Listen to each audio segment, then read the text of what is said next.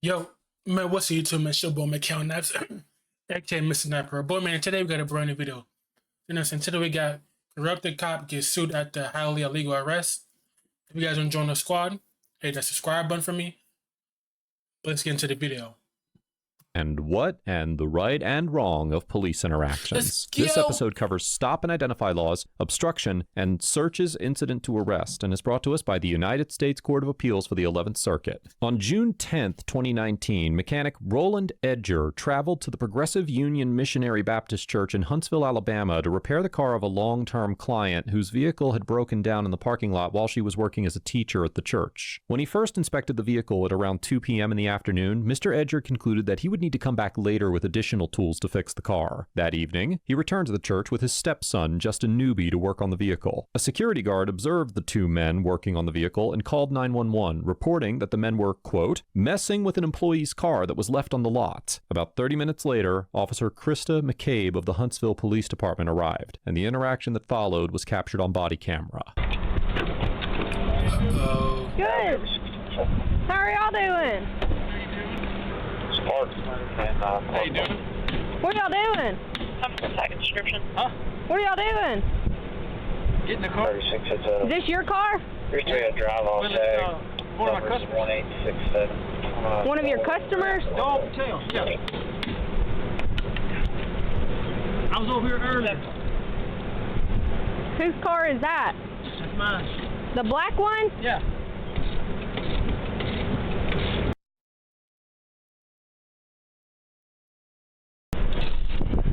I'm sorry. So, oh man. So, did the cop or the security guard think they were trying to steal something from the car? I feel like he should have asked him if what was going on. Asked him what you guys are doing. And it was someone. And then if there was someone in the car, asked him, "Oh, is they doing what they're doing?" So you should just ask him what they're doing. But I understand why he called the cops, because you really never know, man.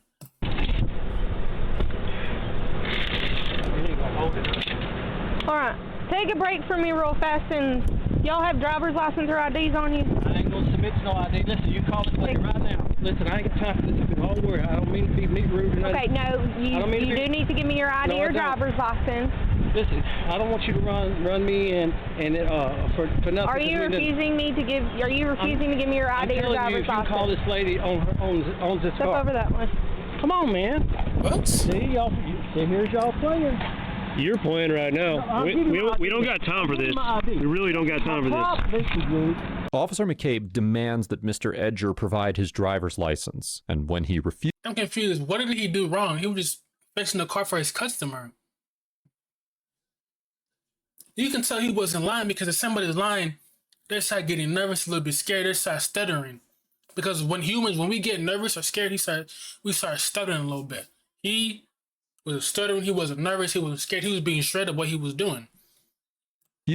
Officer Cameron Paralat handcuffs him. In general, as the Supreme Court explained in the 1991 case of Florida versus Bostic, even when officers have no basis for suspecting a particular individual of criminal activity, they can ask questions of that individual and even request the individual's identification, quote, as long as the police do not convey a message that compliance with their requests is required. However, as the Supreme Court noted in the 1983 case of Florida versus Royer, quote, the person approached need not answer any question put to him. Indeed, he may decline to listen to the questions at all and may go on his way. He may not be detained even momentarily without reasonable objective grounds for doing so, and his refusal to listen or answer does not, without more, furnish those grounds. Nonetheless, the Supreme Court held in the 2004 case of Heibel versus 6th Judicial District Court of Nevada that although the Constitution itself does not create an obligation for individuals to identify themselves, when officers have the reasonable suspicion necessary to detain a citizen, quote, a state law requiring a suspect to disclose his name in the course of a valid Terry stop is consistent with Fourth Amendment prohibitions against unreasonable searches and seizures. Alabama's so-called stop and identify law, which is found in section 15-5-30 of the Alabama Code, provides that a law enforcement officer, now quoting, may stop any person abroad in a public place whom he reasonably suspects is committing, has committed, or is about to commit a felony or other public offense, and may demand of him his name, address, and an explanation of his actions. Accordingly, even assuming for the sake of argument that the officers had reasonable suspicion to believe that Mr. Edger was engaged in criminal conduct, Alabama's stop and identify law would not authorize Officer McCabe to require him to display his driver's license, as the statute clearly identifies the only three things that the officers may demand of a suspect: their name, their address, Hold on. and So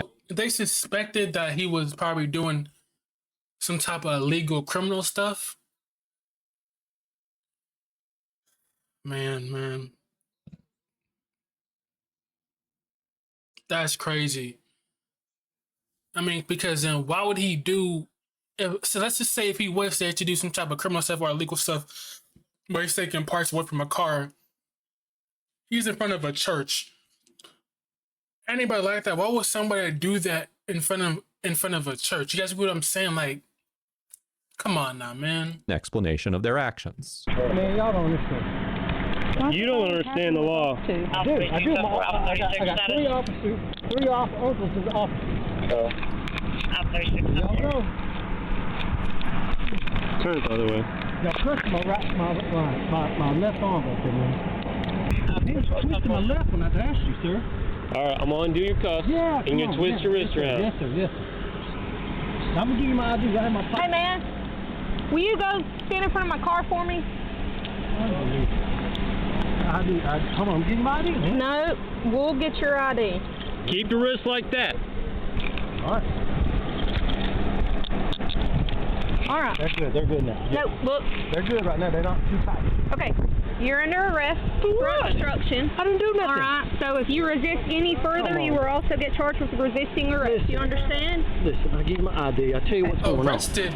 What charge did he commit? What did he commit? He didn't do anything. Am I wrong? What did he commit? Why is he getting arrested for? Shouldn't he be detained? So then that question, shouldn't he be detained at a... What the fuck is he arrested for what? To refusing to give his ID? Just detain him. Why you got... See, I feel like cops be doing too much sometimes just to detain him. What's the point of arresting him for? For what? What he didn't do anything. He didn't do nothing illegal. Is that illegal to fix somebody's car? Is that illegal, y'all? Can y'all let me down below? Is that illegal to fix somebody's car? Like, come on now, man. This is ridiculous. I'm trying to get a customer's car here. I'm in a rush. My shop's unlocked over on Governor's Drive right now. Man. Officer McCabe informs Mr. Edger that he is under arrest for obstruction. Alabama's obstruction statute, found in Section 13A-10-2 of the Alabama Code, provides that an individual, now quoting, commits the crime of obstructing governmental operations if, by means of intimidation, physical force, or interference, or by any other independently unlawful act, he intentionally obstructs, impairs, or hinders the administration of law or other governmental function. The U.S. District Court for the Northern District of Alabama held in the 2023 case of Jennings v. Smith that an individual's failure to identify themselves when officers have reasonable suspicion to believe that they may be committing a crime can constitute a so-called independently unlawful act that violates the obstruction statute. However, as we discussed earlier in this episode, Alabama's stop and identify statute does not require citizens to provide physical identification, which is the only thing that the officers requested from Mr. Edger before arresting him. And while officers have the authority to demand driver's licenses when they pull over individuals for potential traffic violations, there is no requirement under Alabama law that would require Mr. Edger to provide his driver's license in this situation, even if a court concluded that the officers had reasonable suspicion to detain him. Accordingly, it is highly unlikely that a court would determine that the officers had probable cause, or even arguable probable cause, to arrest Mr. Edger for obstruction or any other offense. Do you want my ID? Where's your ID? It's in the car, I'm sure. I thought it was in my pocket. You're all down in my pocket for no reason. I said my ID is in my car. Go over and walk in and get my car. Okay, well, he's still going to check your pockets because I don't know what's in them, all right? And you're not going to get placed in my car without knowing what's in your pocket. You shut up. Is that how you talk to someone? Is that all officers supposed to talk to someone like this? Yeah, we're here doing a custodial search on you. I didn't do anything. What y'all need to do is call Miss Noel Patel right there in this office right here and hand me the key. That's what you need to do. I already explained to you. See, I understand cops have a job to do, but there is no reason to be rude to this man. Like, general question, what be up with your cops? Be up with cops when they be rude for no reason. For what? What is that gonna solve? They just being rude to show the person that you have power over them and authority over them. It's because you have a badge and a gun. Is that reason why y'all niggas? Sorry, is that reason why y'all be rude? What's the point of being rude? Because once you start being rude and showing aggression or stuff like that, then the person is going to be the same way because now he feels threatened because you're talking to him or her, because you're talking to them in no type of way. Show them respect. There's no reason for y'all cops to be rude. For what? Be respectful. Be responsible. You guys are cops to protect and serve, right? Then protect and serve. See what's going on. All right. I mean, I am such a rush. How long has it been, man? I've been trying to get open and get this car all day. And then here, there it is. Okay. Look at it. 3821 Crane Drive. That's it right there. Is that all it's pocket? I think she's having problems with her landlord. I got change and stuff like that. All right, come on. This ain't necessary. The officers search Mr. Edger's pockets before placing him in the backseat of the police cruiser. Shopify Point of Sale makes it easy to... You guys get what I mean? Like, it's just... Case of United States versus Robinson, the Supreme Court held that law enforcement officers are authorized to conduct a warrantless, so-called full search of the person incident to a custodial arrest without violating the Fourth Amendment. In reaching this conclusion, the court noted that, quote, a custodial arrest of a suspect based on probable cause is a reasonable intrusion under the Fourth Amendment. That intrusion being lawful, a search incident to the arrest requires no additional justification. However, it is important to note that this exception to the warrant requirement for searches only applies to constitutionally lawful arrests. And in situations where the underlying arrests are not based on probable cause, any evidence obtained during the search of the arrestee can typically be suppressed. Therefore, in this case, it is highly likely that a court would conclude that because the officers did not have probable cause to arrest Mr. Edger, their search of his person also violated the Fourth Amendment. This ain't necessary. It is necessary. Called obstruction. Listen, I didn't do anything. Please Yes, please he listen. is. I've already told him that he's under arrest. This is ridiculous, man. You know what I'm saying? Hey, look, I didn't do a crime, but she's trying to arrest somebody for not doing a crime. She's trying to arrest me for obstruction. For what? I didn't do anything. I didn't do anything. I didn't do anything. Huh? That's what I'm saying. Sit down. Listen, please listen. Sit down. What? That's what I'm saying, man. I got my shop unlocked over there. I'm trying to confide.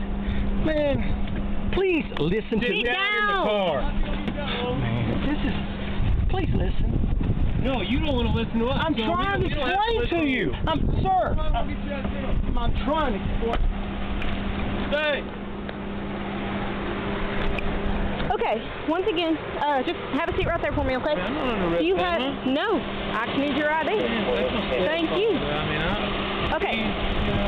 So, all right, he is going to jail. All right? Yes. Okay, well, that sucks. What is he going to jail for? What did he do? I mean, good people go to jail too. Good people, bad people, if they break the law, they break the law, they go to jail. All right? I asked him multiple times for his ID or driver's license. Did I not? Yep. Okay. Then he refused. I asked him again if he was sure that he was refusing to give it to me. He confirmed that he was refusing to give it to me, and at that point, he is obstructing an investigation, and he is going to jail. All right? I'm out here because I got a call stating that that vehicle, okay, is an employee here, and you guys were inside the car, and you're not supposed to be inside the car. Okay? And that's fine. All right? But I'm still here making sure that you're not doing anything illegal. But it took me now, how long have I been out here? Like 5, 6, 7-ish minutes, okay? I'm just now getting to tell you why I'm here because of his action, all right? I'm just now getting to explain what I'm investigating because he deterred me from doing that. That's his car. He owns the body shop in Governor's Shell Station, Auto Collision. He owns that. I've been with him. Look. Y'all call. Okay. So, whose car is it that is an It's employee? Miss Dola. She works here. Which at the car is daycare. it that's hers? The red one. Okay. Is she here? No, ma'am. They've already went home for the day. Okay. Well, what's her last name? I'm not sure. Is it Perez, maybe? Does anybody know what it is? Because I'm just a security guard, and all I seen was them jacking up a car. You can't get away with stuff like that. Acting the way that. I also understand the security guy. He's just doing his job. He probably didn't know what they were doing. Probably thought they were trying to steal something, but saying, I get a security guy. He just doing his job. That's probably any security guard would do. So they just have to do their job, you know what I'm saying? That's what they have to do. I understand, but still, though, Kyle's been rude for nothing. They do the similar to what they're doing, working on a car. His shop is literally right around the corner. You know what I'm saying? He did. Alright, and refusing to give his identification. I gave him plenty of opportunities to give me his ID, in which he confirmed that obstruction. They say you're going to jail for obstruction of There's no crime committed. There is. You refused multiple times to identify yourself to me. You can argue that point in court. Now, what do you have to say? What do you need to release to your son? Yes, sir. Really? I mean... Okay, do you have nothing else to say? I don't know what to say. Cool. Sir, okay, hold cool. on, sir. I don't know what to say. What do you need from him? Well, obviously he doesn't want to talk about that. He wants to talk about him being charged. So I have the keys up to that car on the top of the car. You're free to go. You Okay? couldn't just ask him for me? What's up? You couldn't just ask me who I need to call? Well, he'll be able to call someone once he gets into jail.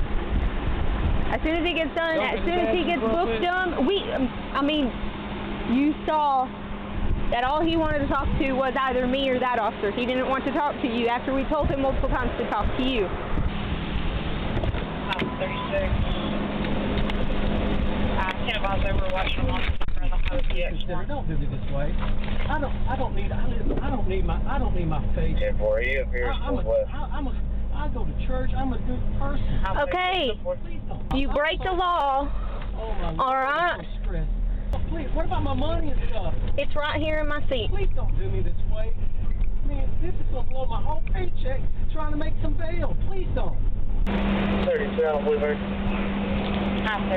No, hey, I know we're here now, and it's and you're not happy with me, but I'm very sorry. Okay. Like I said, all I would have done when I got there is get y'all's ID to see who you are. All right. I would have called. I'm not gonna butcher his last name. All right. I'm not even gonna try. I would have called that male. Oh yeah. Whoever car that was. Okay. That's how it would have been. I would have called him. I would have verified that you're supposed to be there with the car, and I would have said, y'all have a great night. All right. But there was no way that you would have reconsidered after that. No, sir. If we do that, I mean, then everyone. Would you take a moment and just let me talk to you for a second here, though? I mean, we're already at the jail. All right, let's come over here.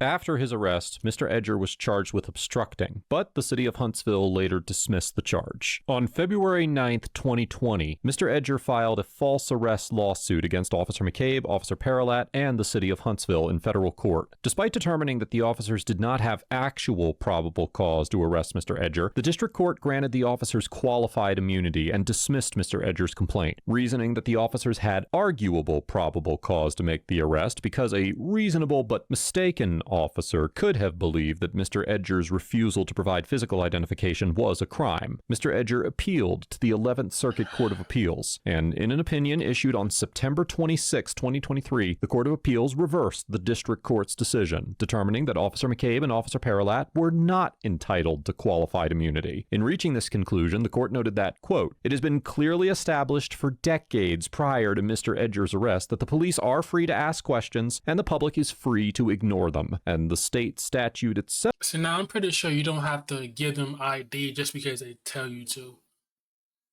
I'm pretty sure they should just tell you what they're there for. They could just tell them what they're there for. You know what I'm saying? Because I feel like they didn't really tell them what they were there for. He was working on a car. He wasn't stuttering. He didn't run. He didn't do none of that. And they just arrest him because he refused to give ID or whatever it is, and they just put a charge on him for what? What crime did he commit? He didn't commit no type of crime. They should have just told him what they were there for and the reason, and then boom, then he probably would have given you an ID, boom, and then you know what I'm saying. Self in But this case is I feel like cops do too much just because they know they have the authority and they have the power because they have a badge.